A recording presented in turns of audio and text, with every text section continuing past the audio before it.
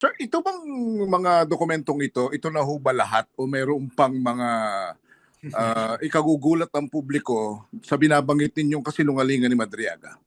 Ito yung nakalap namin with the time available. Pero meron pa yan. Like I said, yung 12 sworn testimonies, of course, pwede pang i-corroborate yan by more witnesses. Yes, we're still working on securing other certifications and other records para palakasin palalo itong complaint laban kay Madriaga. So, yeah, parang posibleng may lumabas pa. At saka, Henry, ang nangyayari kasi dito kay Ramil Madriaga is every time na sumasagot siya sa reklamo namin, nagbibigay siya ng bagong detalye na kasinungalingan din.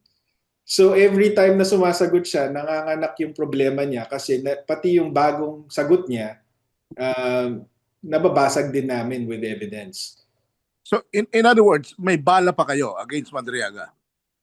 Unlimited ang bala, Henry, kasi alam naming nagsisinungaling siya eh. So kahit anong isagot niya talagang mapapasinungalingan siya.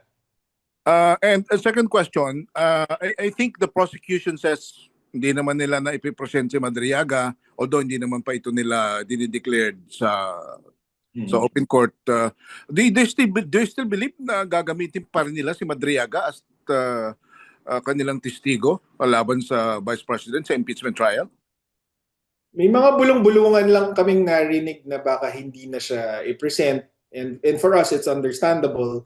But like I said, we also have to remember that in the witness list submitted by the impeachment defense team, Ramil Madriaga is also listed as one of their witnesses. So even if the prosecution doesn't present him, the defense just might.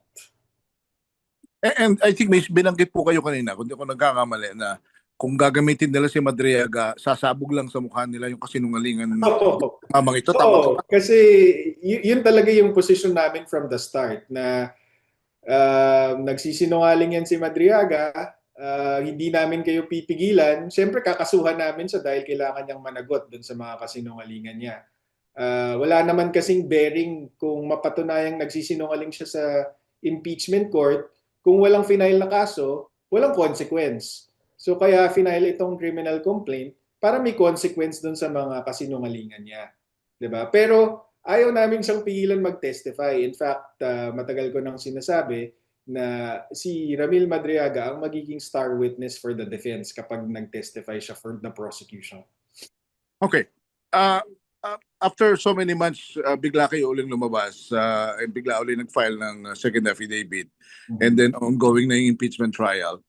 Ano yung gustong-gusto ninyong malaman ng publiko na kailangan nilang malaman dito sa Madriaga statement ng mga ganito?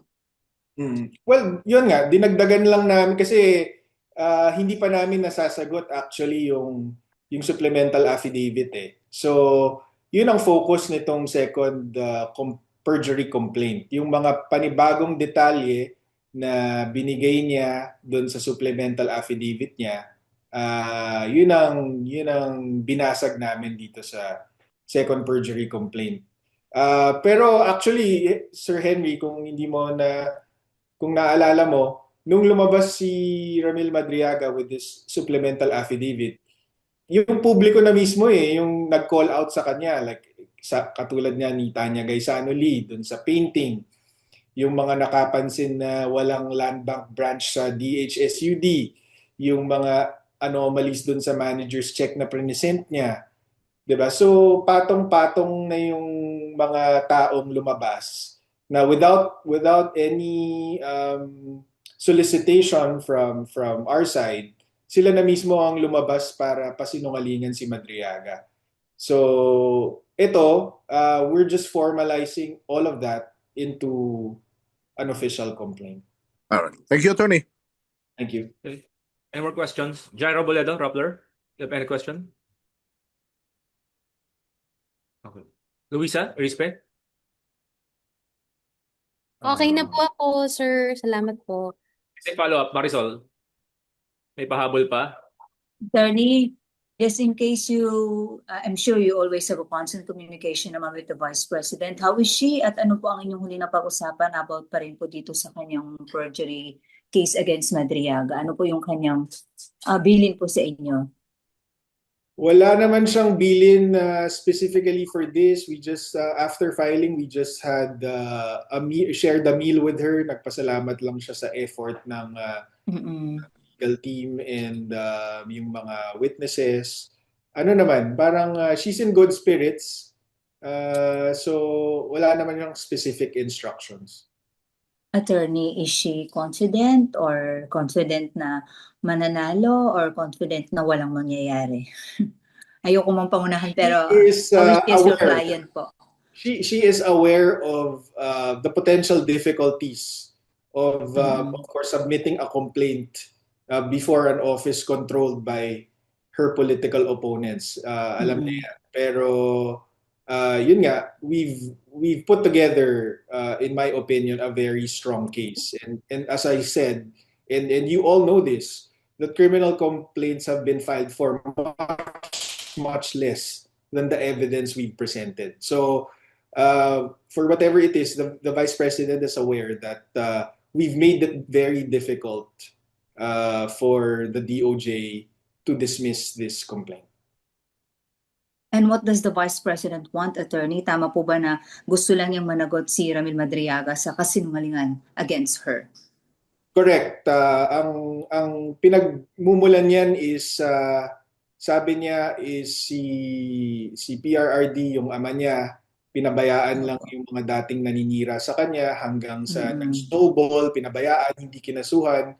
So nanganak, naging ICC case. So sabi niya, dapat hindi pinapalagpas itong mga ganitong klaseng tao na ginagamit laban sa kanya para lang sa politika. All right. Thank you po, sir. Okay. Any more questions? Jace, pahabol lang. Henry. Attorney, kung may mga lumabas na reaksyon na bakit isinasali pa si former Congressman Roy Lugoles, paano siya makapagsasalita? Wala na. Nananahimik na yung tao na isasali pa sa usapin. Ano ho ang maaari ninyong maisagot doon? Ayun nga po sinali pa ni Madriaga. Nakausap po natin yung pamilya, nakausap po natin yung mga staff members, kasama na yung dating chief of staff niya na si Malutikia, si Miss Malutikia. At lahat sila sinasabi, hindi po nila kilala itong si Ramil Madriaga. Wala silang kilalang nagtrabahong Ramil Madriaga para kay Congressman Goles. Si Madriaga po ang nagsama kay Congressman Goles dito sa usaping ito dahil sabi niya ang naging susi sa pagiging malapit niya kay PRRD ay ang introduction ni Congressman Goles. Kaya kailangan nating pasinungalingan yung paratang na yon. And you have kanino certification or clearances sa family na ilalabas ninyo ito na coming from them, hindi nila kilala si Madriaga? Wala kaming ganong specific na pag-uusap. We just ask them na kung kilala nila. And we will be requesting for them to execute supporting affidavits kung kailangan pa. Kasi para sa amin kasi yung public record of kunyari Congressman Goles' support for Senator Grace Poe, it's so public na hindi na kailangan patunayan pa with affidavits from the family members or his staff. So from your end, tama ba yung narinig namin na ang nagsali kay former Congressman Roy Lugoles is Madriaga and you're just answering his Correct. affidavit? No. That's a supplemental affidavit niya yun. And yun nga, it's very siya ang dapat tanungin na it's very convenient for him to name somebody who cannot deny yung mga allegations niya. 'Di ba? Alam naman natin na pumanaw na si dating Congressman Roy Lugoles. All right. Thank you. That's all, Jace. Thank you. Any more questions? Attorney Pao. Jace, can I have pahabol? One last more clarification. Last question. Okay. Attorney Pao, please, if you'll allow me. Attorney, clarification lang po. Kasi you said yung first complaint nyo po is submitted for reso na po. with your second complaint now, sir, ano ba to? Consolidated na to, so it will not alter anymore whatever the result. I mean, will it affect the first supposedly result ng reso sa inyong first complaint? That's what we're hoping for. We're hoping for a consolidation so that it will be resolved together. Kasi ano naman siya eh, instead of doing two separate proceedings, one Opo. proceeding na lang. Kasi related naman yung allegations, related din yung proof na ni VP Sara against Madriaga. So we will be asking the Office of the City Prosecutor of Taguig to consolidate and resolve together.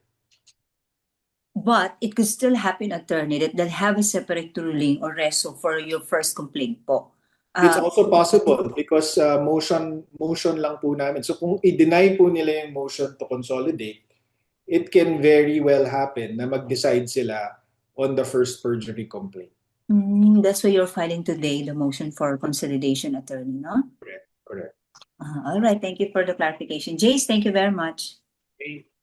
Wala na po magtatanong. Sir JC, Ina from Manila Bulletin po. Ay, Ina. Ay, Pasok. sir. Habol lang po, attorney, na-mention kasi ng defense ni attorney po last briefing na yung perjury case filed by VP Duterte, wala siyang parang major impact doon sa impeachment case kasi meron pang cross-examination and all. But now you're saying na si Madriaga could be the parang star of the defense but kung sakaling hindi siya ipapatawag ni prosecution. So, what do we make out of this? And then also yung sa perjury case lang, sir, na konting parang walkthrough lang. You're going to file the motion for consolidation today. And paano po siya, parang ano yung impact niya in terms of timeline dun sa impeachment? Kasi sir, syempre kung favorable yung magiging decision on the perjury case to VP Sara, ano yung impact niya dun sa mismong impeachment trial in general, and would you recommend strongly sa defense na regardless kung ipapatawag ni prosecution o hindi si Madriaga as witness, gagamitin niyo po siya? Yun lang, sir. Salamat. Ano yung una? Yung sinabi ni Attorney Poa na wala siyang major impact. Totoo naman kasi kunyari yung grave threats case na final laban kay VP Sara, it's one of the articles of impeachment, but itong DOJ proceeded to file. So in the same way na dapat technically walang impact, para sa amin as counsels for VP Sara for this specific case, meron siyang impact in a way na pag pinapakita namin sa tao kung gaano kasinungaling tong si Madriaga, naaapektuhan yung credibility ng prosecution at ng impeachment effort against the Vice President in general. But that's only our opinion, no? Although we coordinate, of course, with the defense team, hindi naman kami nakikialam dun sa pag-present nila ng evidence or pag-handle nila ng impeachment case. That's only our opinion. Pati yung our opinion that Ramil Madriaga will be the star witness of the defense, that's always been our opinion from the very beginning of all of this. When we first filed the first perjury complaint, we said, parang Trojan horse yan si Ramil Madriaga. Parang because of that, magka-crumble yung kaso ng prosecution. So that's always been our opinion, but we're not in a position to recommend, of course, to the defense team na, sige, gamitin nyo kahit hindi ipatawag. And then, what was your second question, Ina? Sorry. Basically, you covered everything. Okay na po, sir. Salamat. Okay. So, any closing remarks, Attorney Panalo, you have? Yeah, so just thank you for joining us today, and sana bantayan po natin ito dahil yun nga, nakita naman natin na yung gobyerno natin pagkakalaban sa politika, madaling file ng kaso, pero yung mga kaalyado or yung mga ka-aligned ng interest nila, ang hirap kasuhan. So dapat nakita naman nyo yung ebidensya namin, and we're even willing to share with you copies of the complaint affidavit so you can see for yourself. na malakas po itong kaso ni Vice President Sara. So sana po bantayan natin yung development sa kasong ito.